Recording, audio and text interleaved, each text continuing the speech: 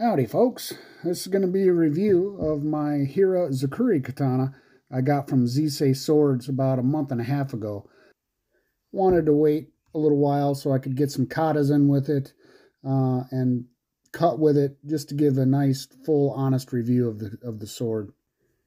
This katana is priced at $1,580, which is I notice has been removed from the lineup on their website. This is on the upper end of mid-range swords as far as production katanas go. Well, let's get started with the Kashira or pommel. These are cast fittings and definitely reflect the price range. While having some really nice detail, they still are slightly muddy and lack that finer detail of very high-end fittings like these that I'm going to show right here. And as you can see, these fittings are highly detailed and are very expensive. Definitely top tier. And as a set, these alone, the Fuchi, Minuki, and Kashira, are probably in the $1,000 range, maybe above. Here's a nice close-up of the Kashira, which came with the sword. And like I said, it has decent detail to it. Like the veins and the oak leaves and even the recessed areas have been textured, which you don't see very much, if at all, in the lower end production swords. Okay, let's look at the profile and the transitions between the Kashira here and the Ito, which is the wrap. You can see that it's absolutely perfect here. No bunching up or overlapping of the Ito or protruding edges of the Kashira that would create any hot spots whatsoever. Z-Sey uses the highest quality Samigawa. The nodules are very large, and you can see an emperor node right here. But like I said, you can see these nodules are definitely larger than your lower end production katanas. And it stays pretty much consistent throughout the entire ska or handle. The Minuki is very nice. It's held in by one Makugi peg, which is sort of a traditional way to do it. The transition between the Fuchi and the Ito are perfect.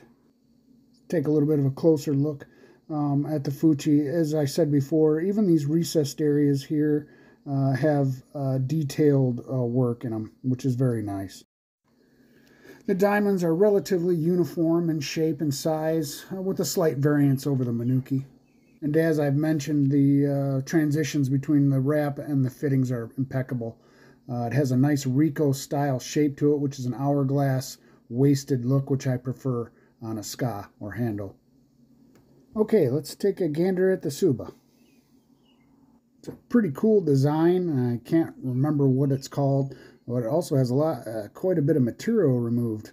And the edges of this design are all rounded and not sharp at all, which means your thumb or your index finger won't catch on anything, and it won't cut you if you happen to rub against it doing katas and cutting.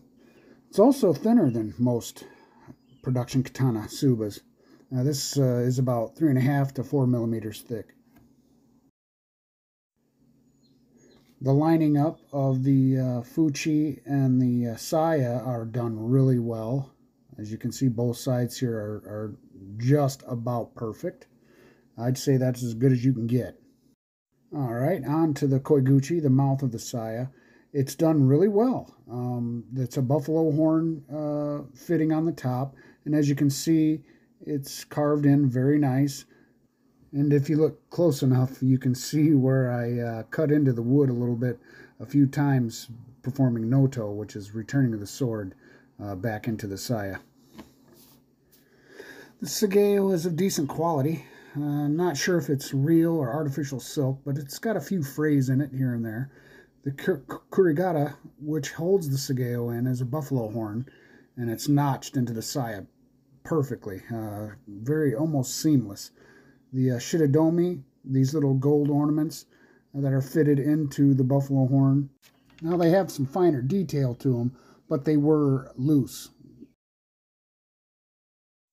But you can see here, whoever was worked on the saya took pride in what they were doing as far as fitting this Kurigata into the saya. The saya finish is called Ishime, And it's kind of a higher gloss ishime, which doesn't show a lot of fingerprints, but you can still see just a tad bit of them if you're looking close enough, like right there. It does have a bit of saya rattle, which bummed me out a bit. And the kojiri was done really well, polished up real nice. All right, let's look at the habaki. It's made of copper, and it's polished to a high sheen. It has a nice scratch rain pattern, which I like, with some extra embellishments that you don't see much with your basic katana fittings. Like how the top is rounded instead of flat, and the gentle slope it has as it gets to the top. And I think they could have done a better job with the munamachi, this little notch here. These edges are fairly sharp, and they dig into the koiguchi slightly. They've done some really nice file work too, to the front and back, the ha side and the mune side. But you see here the nice flowing lines to the edges. And again, you can see the nice file work that's been done. And where the habaki meets the blade, you can see here that it's flush, very flush. I couldn't even get a piece of paper down on this side, so that's done very well. On the other side, though, it's a slight gap, but I still couldn't get a piece of paper in there.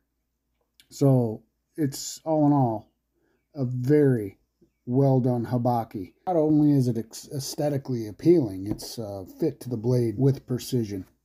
This washer is called a seppa. That's your basic run-of-the-mill seppa. Now let's look at the blade. And I do believe I found a perfect lighting to record a hamon. And that's that milky white wavy line, which signifies the difference between the soft steel and the hardened steel on the edge. And you can see little specks on the inside the bohi, which is that groove. And that's not oil. That's actually the grain structure of the steel. The weight of this katana without the saya or scabbard, it comes in at like 764 grams or 700 some odd grams if I remember. And that's like a pound and a half, or maybe a little over a pound and a half. So this blade is extremely light. You can see the flats of the blade aren't rippled. The lines in the bohi, the groove, are done very well and polished very well. I keep saying very well a lot. That might get annoying, but everything about this katana is very well. But here's another shot of the end of the bohi, how it's terminated, how sharp and the line and crisp the lines are. And like I said, this katana is very light, very fast and nimble. Now it doesn't have a lot of audible feedback from the bohi. It makes a swishing sound when you swing the blade, which kind of disappointed me a little bit. I'm having perfect edge alignment, and it's not very loud at all. I don't even know if it doesn't sound like the camera is even picking it up, but I can hear it as I'm swinging the sword. And it's called tachikaze, and that's sword wind.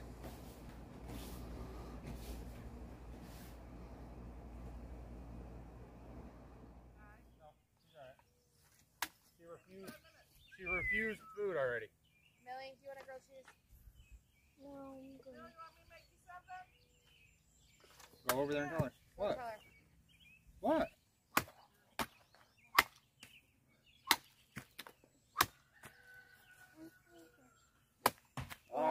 Just ask her Oh, for sorry. jelly. Kind of a little hill right here.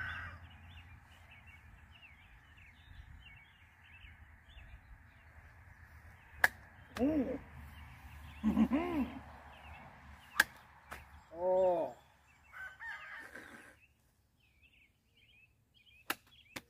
That's seems pretty effortless.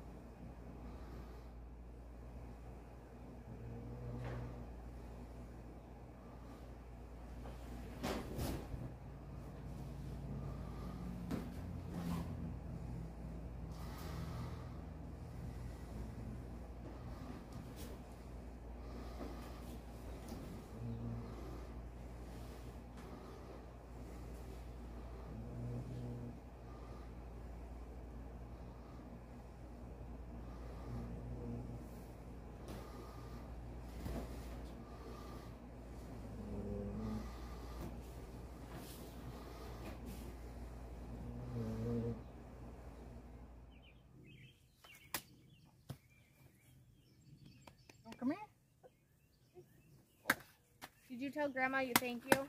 Oh, you see that?